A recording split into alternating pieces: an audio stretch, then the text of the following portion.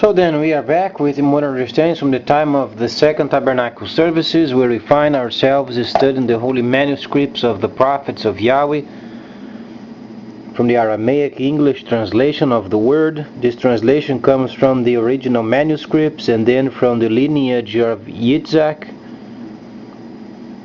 from the couple of the pilgrim.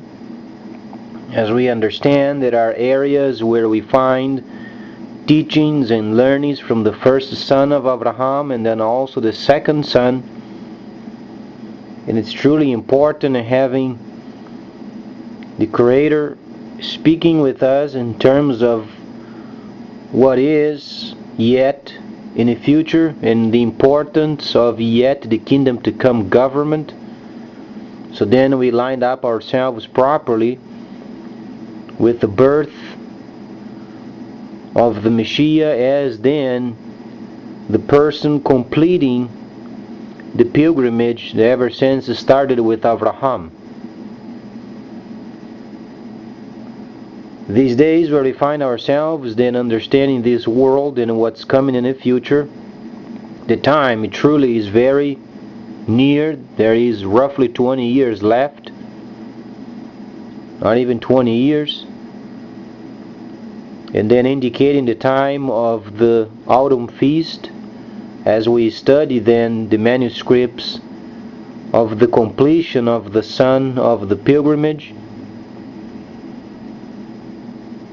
And the Messiah spoke many words related with the tabernacling, very important, because this world obviously is then part of the salvation plan. However, this age must be closed, and then the new world, where then Jerusalem, the new capital of the world.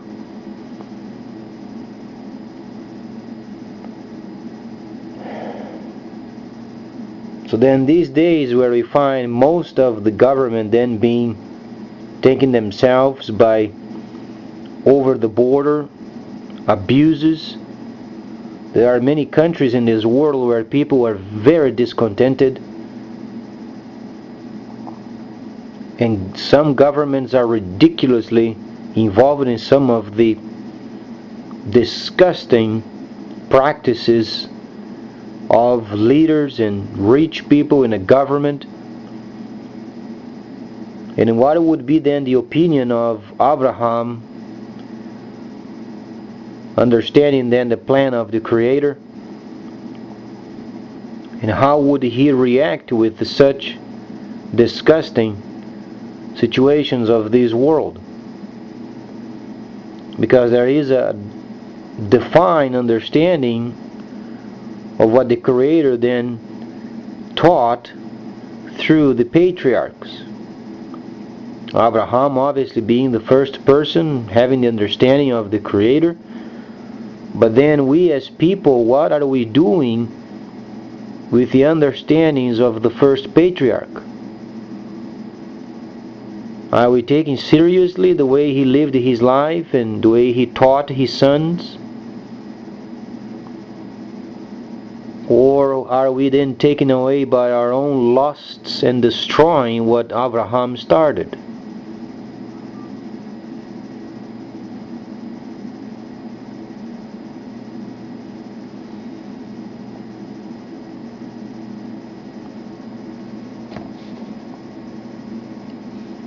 There is a section where we can read in Yohanan in Hebrews related with the holy services of the Second Tabernacle, where then Yohanan mentions regarding Awraham what kind of context he is then speaking of. The 11th chapter then explains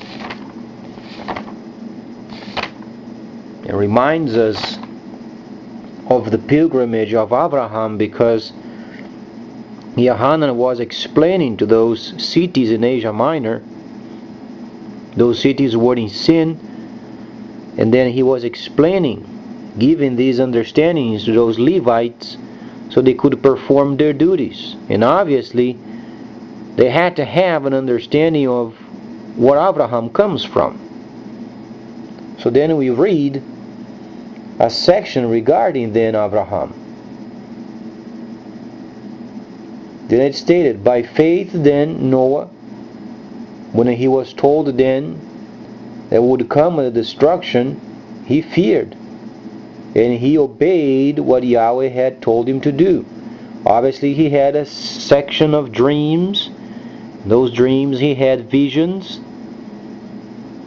of what Yahweh would bring, and then he was informing the people, and the people mocked. Then we find then, by faith then Abraham, when he was then set aside, obeyed. He had then a dream, a vision of the Creator himself speaking with him, and he was obedient, and he left Ur. So then it gives us the understanding of what it means tabernacling. What we receive then from the sons of Abraham these days are then they understand what Abraham taught? Do they understand having restrictions of what a person should be doing? Can a person limit their lusts for this world? Are they hospitable? Are they taking care of their people?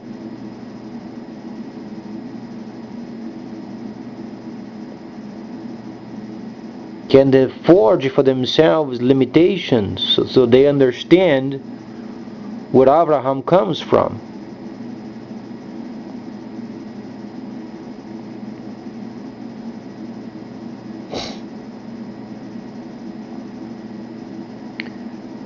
Then Yohanan explains first what the Messiah did and what his people should believe what the Messiah did and told and promised. Then from Abraham then came the lineage of then Yitzhak. Then we understand the son of the pilgrimage. Is Ishmael including himself in these? Of course. He was the first son.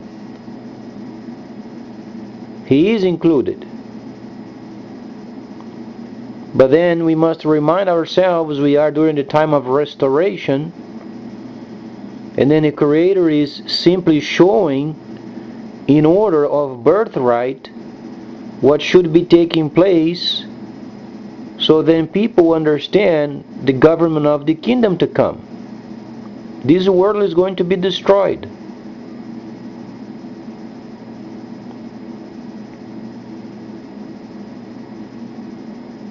We understand there is the task given to the first son Ishmael, very important task. And we also understand the son of the pilgrimage. Through the son of the pilgrimage we understand this world is going to be destroyed.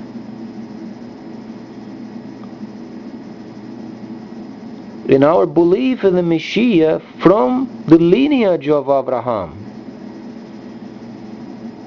he is then the person that we should trust when we depart of this age, because it's going to be destroyed.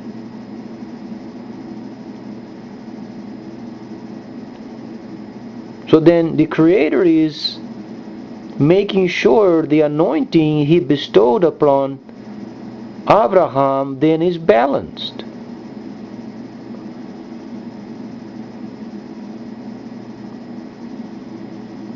Is then Abraham pleased with the luxuries of many of the kingdoms of this world? He is very displeased, because he finds his leaders, where he taught his son so dearly and so caring, had taken themselves beyond what they should have. And their kinsmen are abandoned, they are neglected, and they are gorging themselves as during the time of Ur.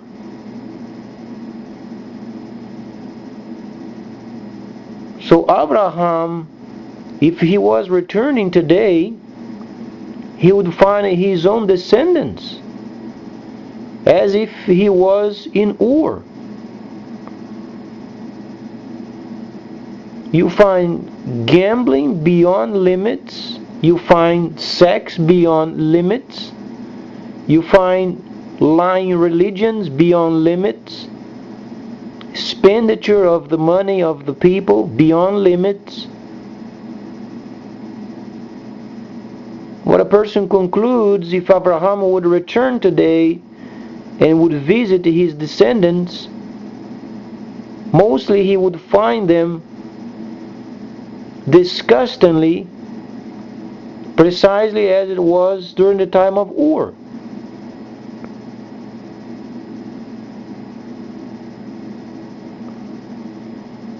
So then, were the teachings of Abraham important,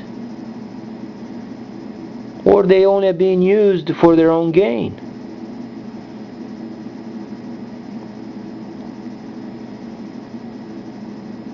The second anointing, or the second portion of this anointing yet to come upon those people from the lineage of Yitzhak, they're going to testify regarding these problems very strongly.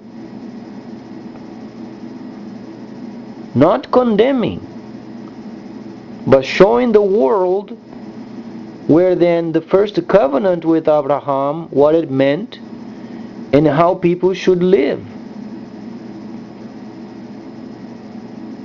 Limitations in every area of life.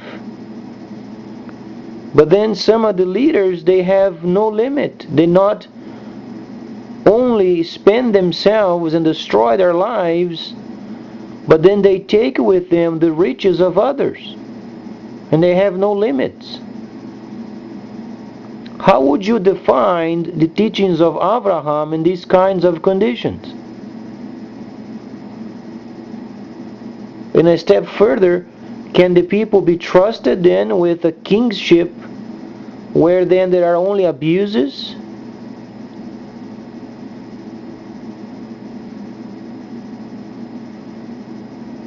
Because quite obviously Abraham is trying to speak through his descendants, and he is not heard.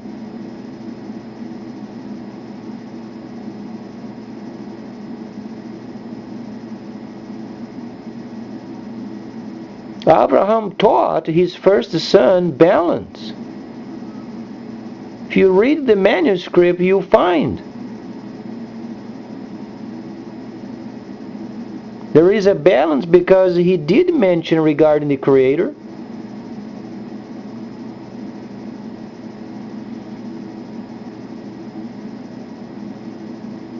But then the leaders, they have gone beyond their limits. Their understanding became obscured. And then what Abraham taught to them then was neglected.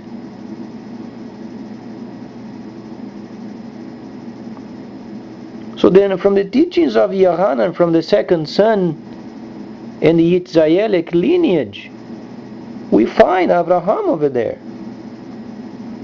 Then Yohanan warning his people, make sure they understand limitations, because he is sending this document to those churches over there, rather not church but cities, those holy cities in sin,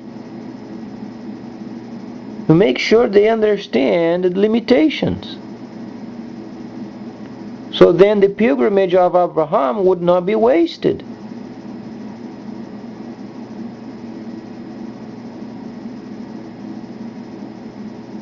That's why the kingdoms of this world, they are coming to nothing. They are going to be completely destroyed.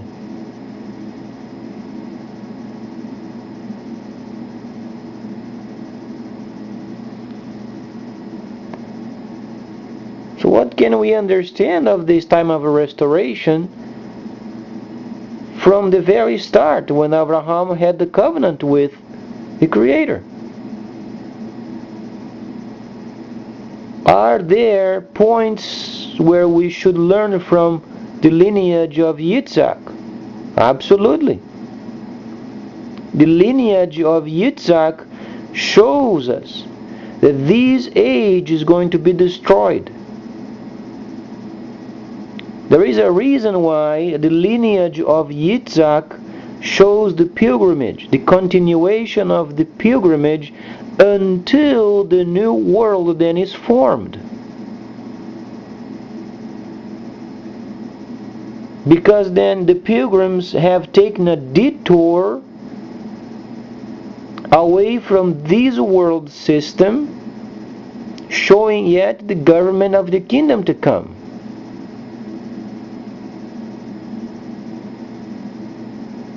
So when we understand the Creator having a relationship with Abraham, he had then the first son and the second son, both of them combined.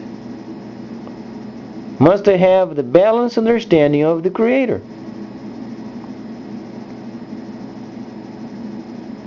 So we can safely say there are characteristics of the first son where it's going to be then used in the new kingdom to come,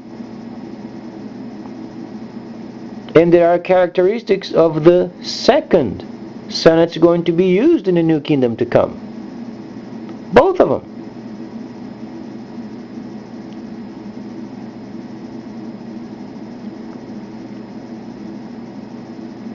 But then if people abuse what they are entrusted with, how are they going to understand what Abraham has done?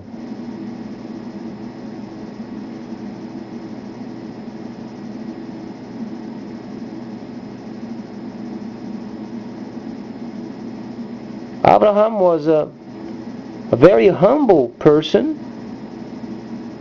and he was a person of limits.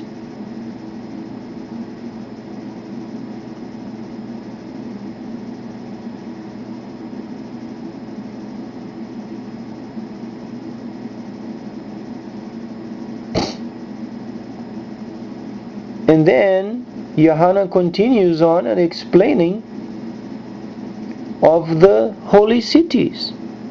So what is then Yohanan is explaining? Those 7 cities over there in Asia Minor, they were in sin. Then Yohanan was writing the understandings of the Levites, so they would understand firsthand how they should handle themselves.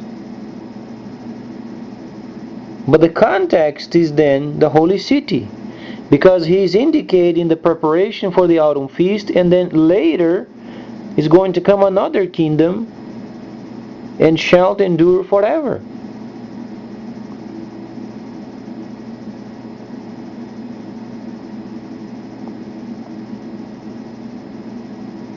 How it should be then our relationship with this understanding, knowing always we should push for the holy cities, because then teaches us of yet the kingdom to come. So we are then taken out of this age because it's going to be destroyed, and places us in a spirit, preparing us for yet the kingdom to come.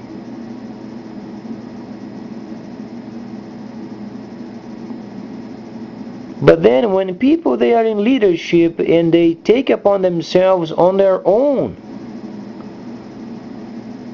they have some sort of a divine guidance of old from their patriarchs, yet they don't know limitation. Can they say they are then descendants of Awraham?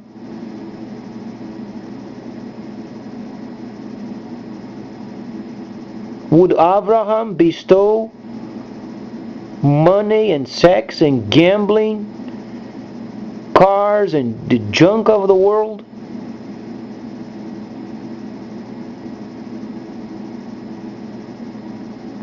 There are limits.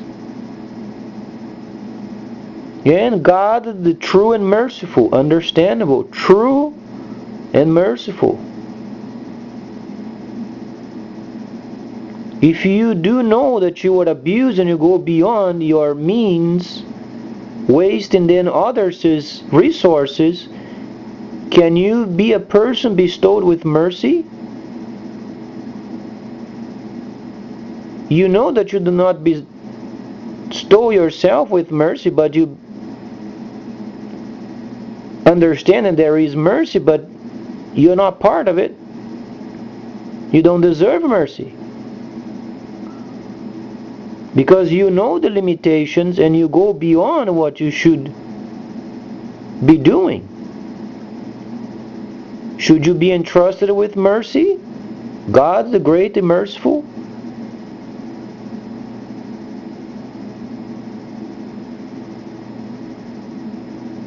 Wouldn't you not be a hypocrite? You know, those masks the Greco people used to use in theaters? Have double face, you know, you speak in a certain way, so nice and pious, so respectful. Then after you talk, you go around and then you spend with prostitutes and gamble with others' money and resources, and then God is merciful and true and so on.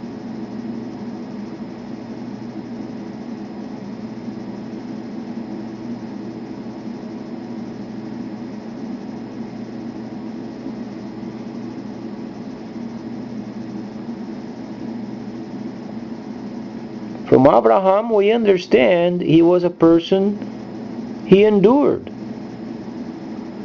He was not perfect, but he endured.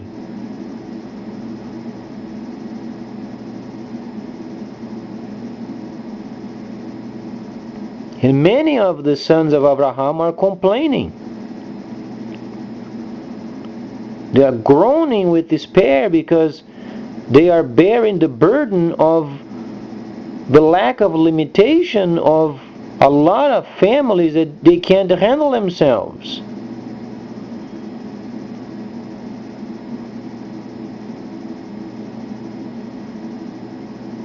And they are asking for a parliament because the only way of placing limitations is having a parliament and then elections, where people are going to be watching what these people are doing because they are not trustworthy. They have on their own bestowed themselves so many riches, and they are saying that they are then favored when they have stolen. A person can steal so much from a system and then say, oh, you know, God had favored.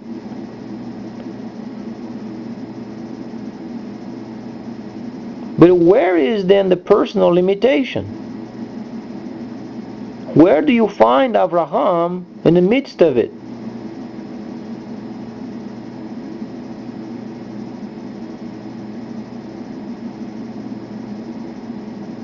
So they have bought the trust of the people of Awraham for money. And the people became slaves. And the slaves are groaning.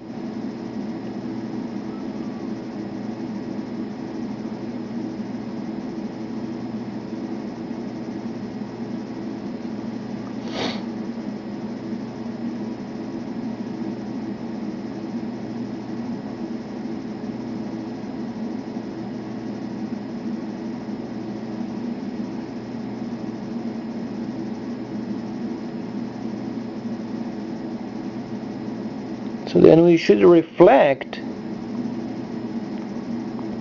how Awraham comes through us. Could we say then there is a piece of Awraham in those that were from his lineage? Or they only find excuses for continue on with their lusts?